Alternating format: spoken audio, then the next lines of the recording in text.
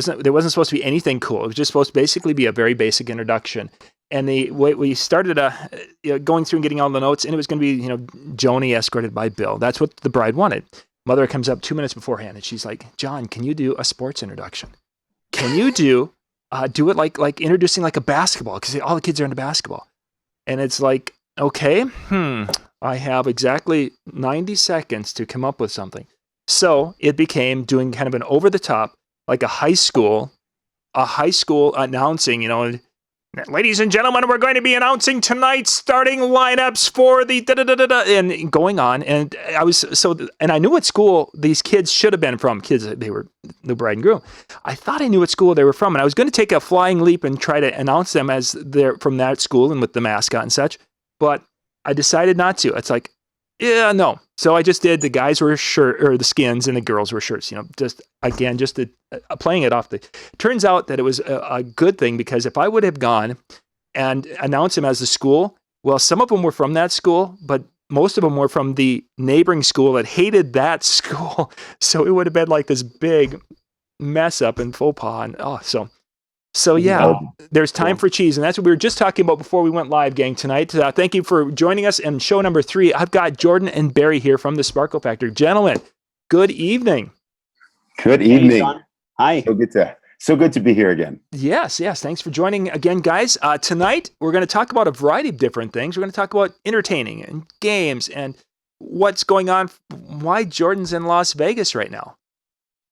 Which is true. I'm here, I'm looking out, I see the Venetian right across from the window, and we're just getting prepped for our big presentation that we're going to be doing around Mobile Beat time. Yeah, it seems like that's a long, long way away, but yet in reality, it goes so quick when you take a month out for the holidays, and then you get into January, and it's so cold up in our neck of the woods that we don't do much of anything besides sit there and chill. Same as Barry in Winnipeg. It was sunny and 32 today, which is in the 90s. So yeah. I don't think that's anything to shake a stick at. Yeah. We're talking January, Barry. Yeah, January's a different story. Minus 40, yeah. No problem. Yeah, we get pretty cold up in this neck of the woods. Barry's only about, I think, 6 hours from me here, as a person heads across country and such. So the weather's the same. Okay, let's see. If you guys are watching out on Facebook Live, you can jump in and put some comments there. I may not get to them, but if you can click the link and jump over to show number 3 and join us on YouTube, I can follow you there and I can answer questions. I can see Ian and Jimmy and Dancing Tunes. Thank you for joining us tonight. We've had some great following with the first couple of shows tonight, and we will answer questions as we go. So, guys, let's talk a little bit about we've been talking Mobile Beat. Let's work backwards. Let's start talking about what you guys are kind of envisioning for Mobile Beat, and then we'll get into some games and such. Go Barry. Go Barry. Oh, I was going to say you go, Jordan. We're really excited for the show, and one of the really cool things Jordan and I wanted to do above and beyond was to put together a workshop where DJs can come and learn how to entertain guests. Not that we don't already know how to entertain guests, but I think more about working with DJs and helping them to redefine what they're already doing and offer some other options to take their shows to a whole new level in regards to entertaining guests. In a workshop format. In a workshop format.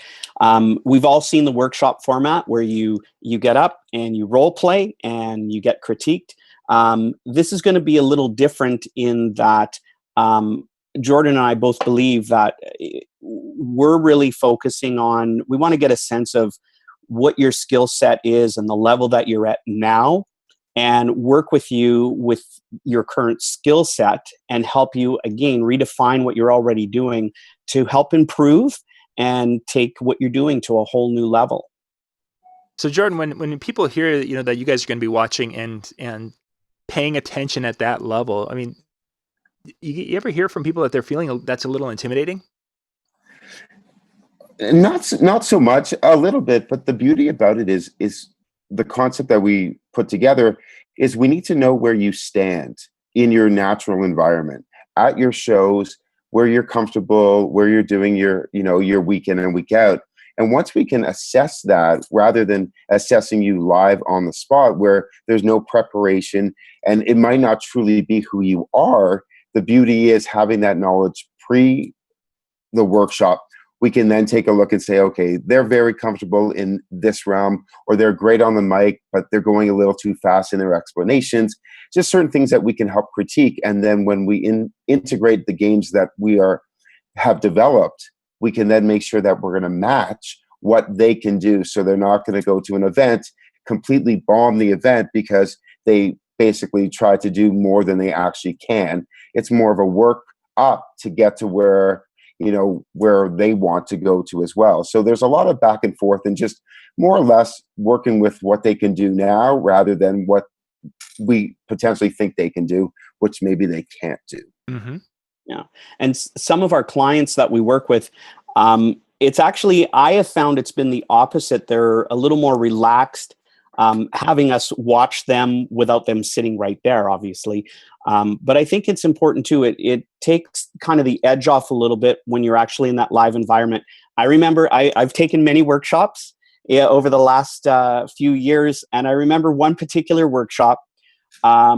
I'm pretty outgoing. I'm pretty smooth on the microphone. And, I have a really good sense of reading the crowd and entertaining. Sure. And I was pretty nervous. I actually dropped the microphone when it was my turn to get up and role play. And it was funny because I've never done that before, but you're kind of thrown off balance. And we're trying to, we want to give people a sense of comfort and have them feel very natural, because that's really what it should be. When you get into that environment and you pick up the microphone and you're entertaining guests, of course, we're always nervous. I think if you're not nervous, there's a problem. But I really believe that it gives you a better sense and ability to be able to just relax and do what you do best and entertain your guests. And it seems to be working for us. Cool. And that will be at Mobile Beat Los. Will that be part of the show then, or is it going to be kind of a separate part, or what was the plan? This is a separate part altogether. We're going to do an offsite workshop. Okay.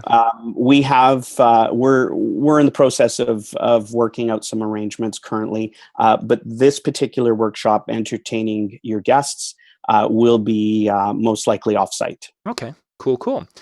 We're going to take a little break here to get our sponsors in, and when we get back, let's start. Let's share a couple of games. If you guys can, we'll put together kind of a situational, where this game would be, set up the situation of how to use it, and let's talk. Let's give them a quick game here, guys, before we continue on. Sounds this good. is some of our sponsors for the Disc Jockey News TV Summer 2016 shows.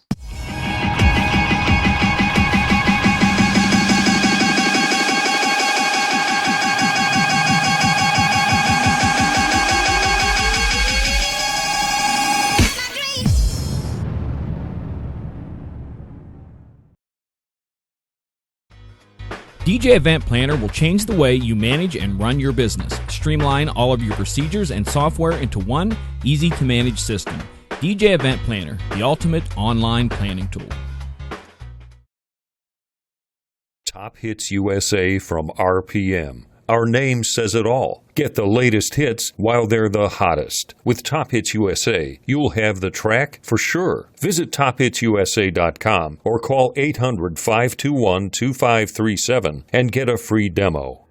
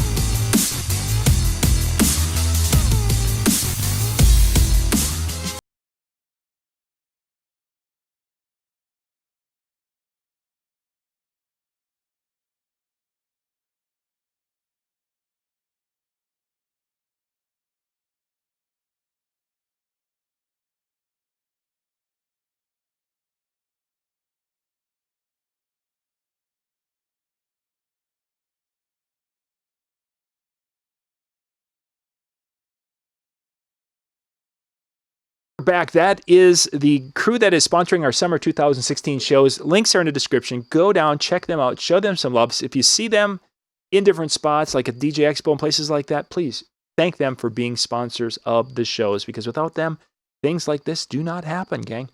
Okay, gentlemen, it's time to talk the fun stuff. It's time to talk some games. And I wanted to have you guys kind of set them up, and so people would have an idea of where these would fit, because not all games fit every event.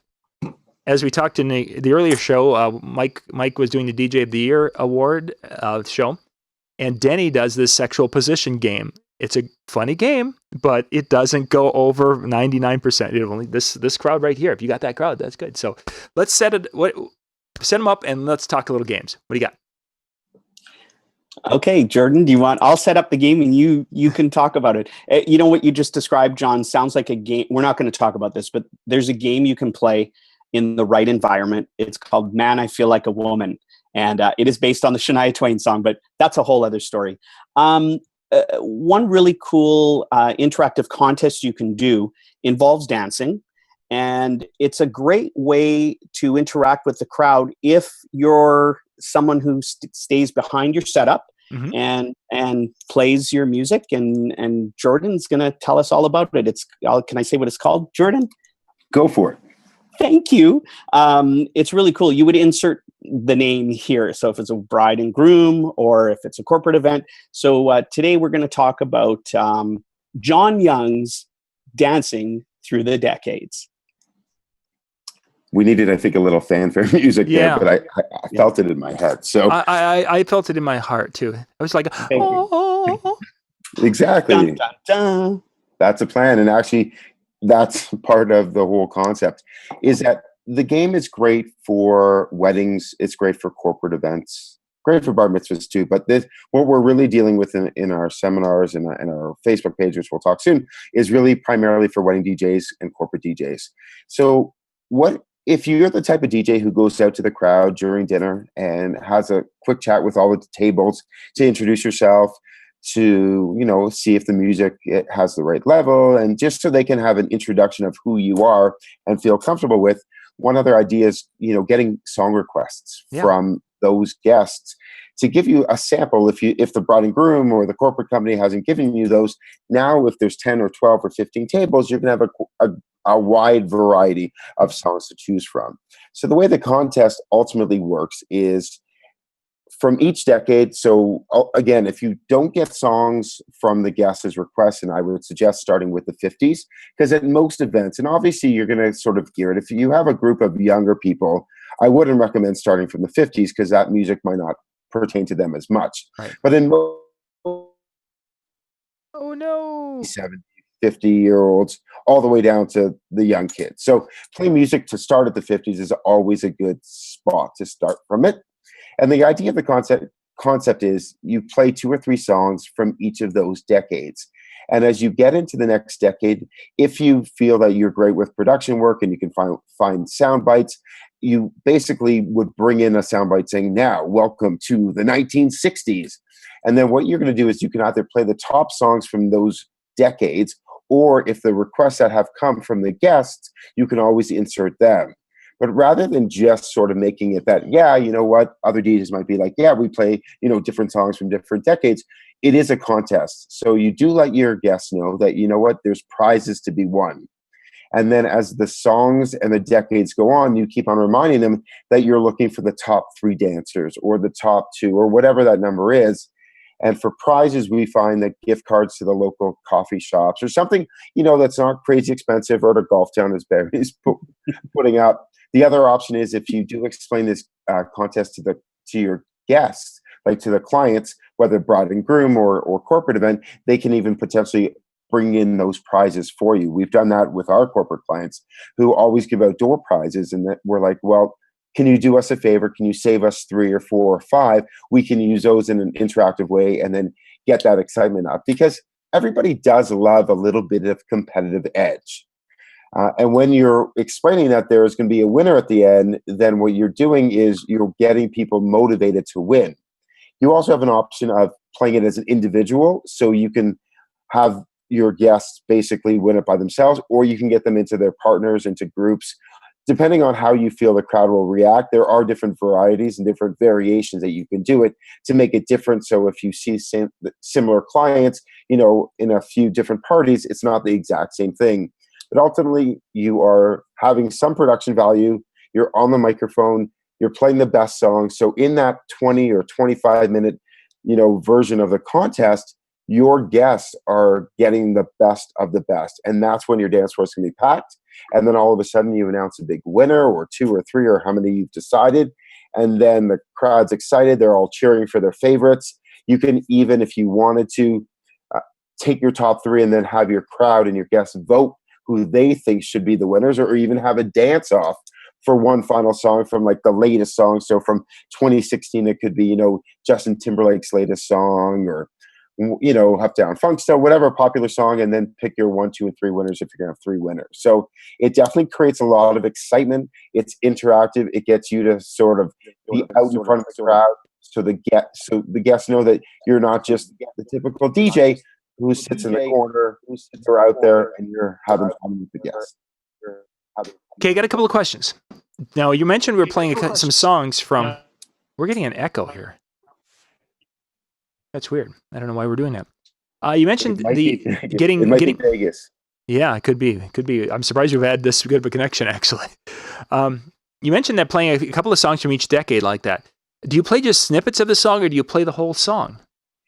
I think that depending on the type of DJ you are, I don't recommend a minute. If a song's 4 minutes and you can successfully beat mix into each other or blend it so it's not, dead. Not that it would be dead air, but at least the transitions are smooth, then I would recommend probably 2 to 3 minutes max per song. Okay. So the contest doesn't drag on forever, but it keeps it fresh, it keeps it lively.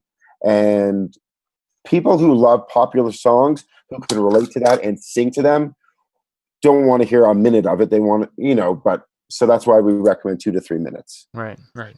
Yeah. Now, do you do more hyping beyond, now we're headed to the 60s? I would think that this would be something that you would be on the microphone hyping during the activity, wouldn't you?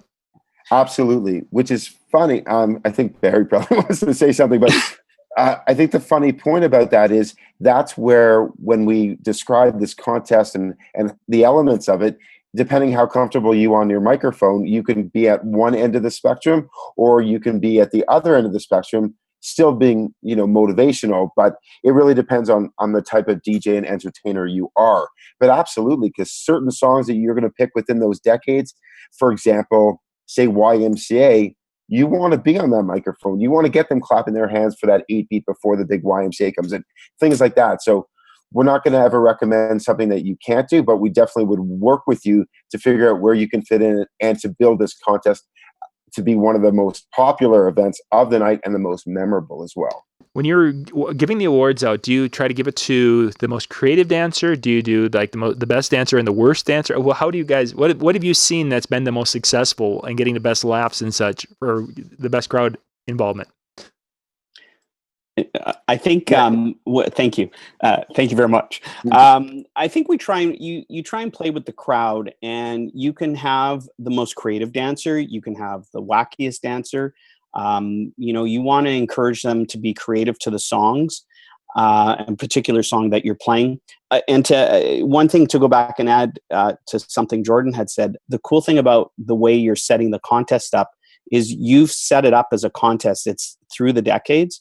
So you can build the songs in between, but you don't have to really do a lot of talking. Once you pump the crowd up, let the songs do what they do, and you just keep it going, because it depends on the situation, and you have to always be reading the crowd. It's not so much hearing what you're saying and how you're saying it. It's also watching what the audience is doing. If it looks like you're like talking way too much, you got to back it down a bit.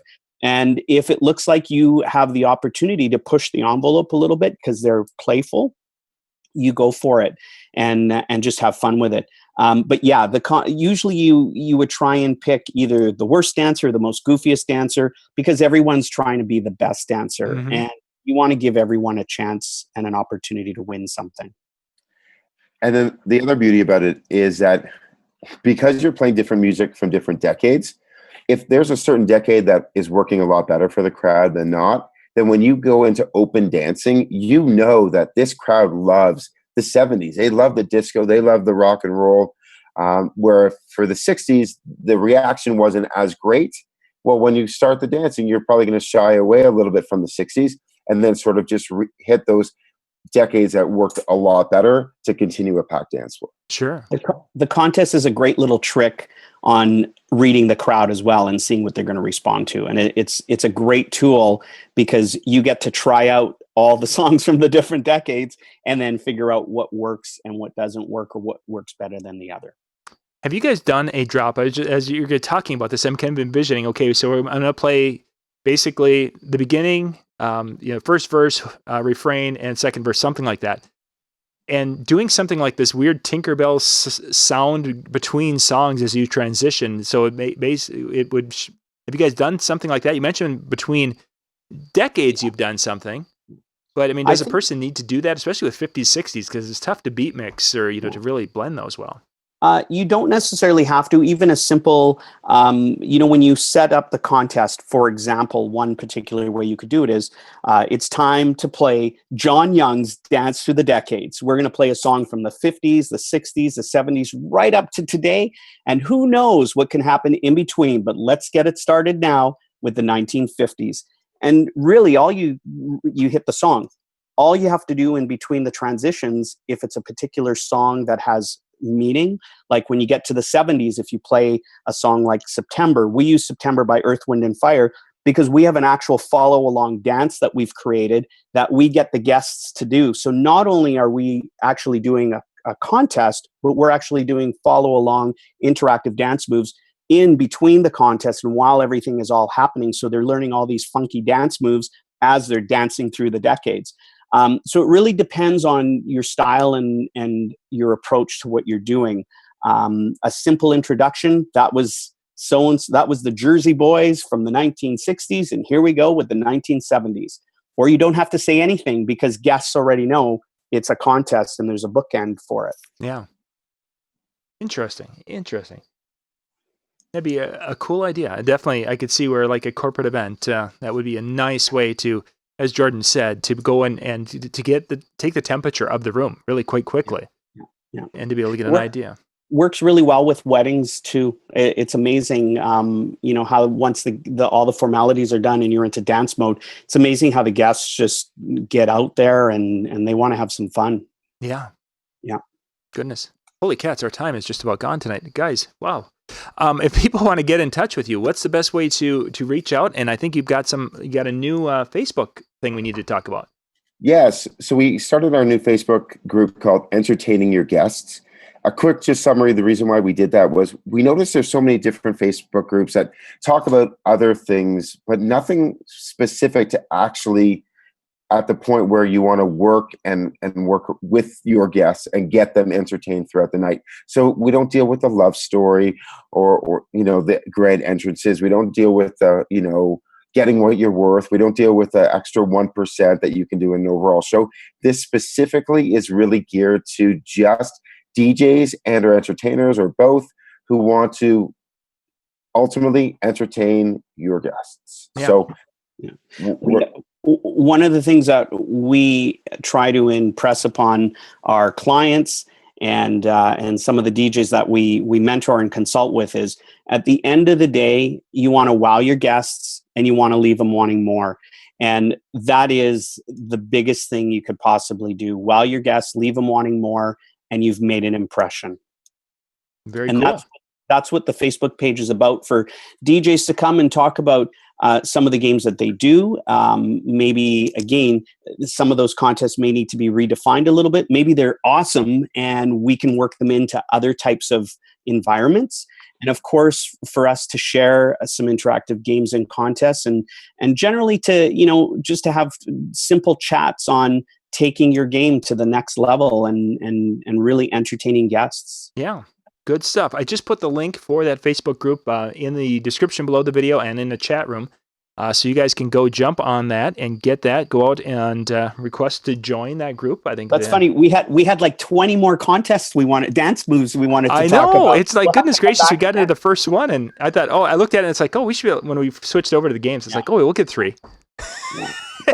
We had another perfect one ready to go too. Part two. Yeah, unfortunately, we are out of time, guys. We'll have to do this at the next one. We've got some spots here in September and October, so we'll get you guys back and we'll talk more again because our time just went so crazy. We're looking forward to seeing you in March. Yep, and we'll be announcing details on the workshop in the very, very near future. Yep, I'm sure if they join that Facebook group, you guys will be putting it there too. So good Absolutely. stuff. Barry, Jordan, thank you guys very much. We're going to be back in about 2 minutes with our final show tonight. The link is in the description below and in the chat. We'll catch you in just a couple. Thanks, John. Thanks, John. Bye, everyone.